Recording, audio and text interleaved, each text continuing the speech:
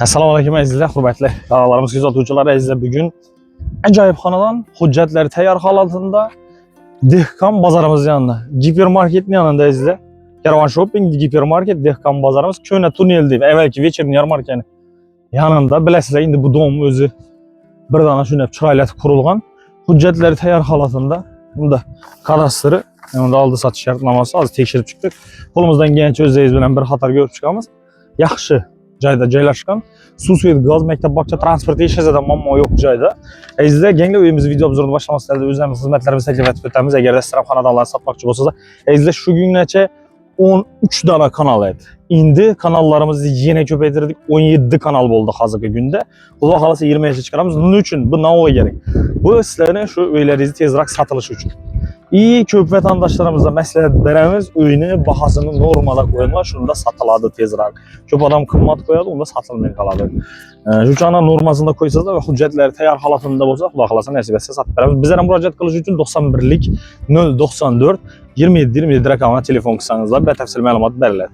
Aziz yuring, hozir xonadonimizni ichki qismi bilan tanishib o'tamiz. Azizlar, xonadonimiz 6-qavatda bir xonalı 50 metr kvadrat tashkil qiladi. Xonadonimizda chiqinchi o'zini liftini ega. Azizlar, chiqib keldik. Lift ishlatibdi. Ajoyib katta bir tonnalik. Menga 110 dizaynga chiqib bor. Ko'rmoqchi Azatbek, gel. Keling. 6-etajda. Aytganimizdek, mesela zor joylarga turamiz. Zo'r, keng playoffchasini tushuntirib o'tamiz. Prixojniy keng, zo'r, yomon emas. Bir xonali kvartira dim zo'r. 50 kvadrat izda bir xonalikni qaramanglar, o'zi chiqaradi kvadrati. Bu yerda samishonli sanuzul, kuxnya, banimizda xonasi bor, keng shu o'nglamoqchimiz. Azatbek bana chiqadi. Bana gel, yanıma gel. Katta ko'rib keng, bemalol. Bazı kuchnya bu zo'r. Hakikaten çok tez o'tilgan. Bandan kuchnya bilan qo'ysangiz, pasportlar. Bunday yo'q. Ban tarafda ish qilib yurasiz. Endi arayanda rozetkalar tashab o'tilgan, to'pnalari, montaj ishlari bor. O'z uchun ishlab qo'yib, uголок mebelni qo'yib, ajratib o'tirasiz. Mestasini qaranglar. Gel ko'rsatib. Mestas вообще zo'r. Dik gipermarketning yanında.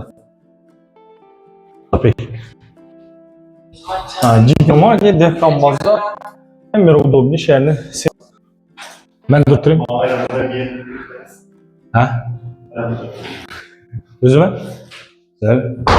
Gittim. Yani benim olan katta keng hujjatları yanında. Aldı sotish shartnomasi, yanında kadastr. 49.75, yani azgina qanasikan 50. Montaj işleri bu. Yanında xonasi ham kichkina emas, katta. Jetabi 3,5 bo'lmaydi. 3,5. Zinasini qo'yazapik. Qo'y. Zinasini 6 metr bor, plus balkondan boycan buni. Jazapik belgi. Depadan ichiga. Zo'rmi? Yeterim. Ana giperonda doğru mu da? Gözün? Evet. Bir açtı bir gözün ya. Gir. Açayım ben. Açayım ya bugün bundadır.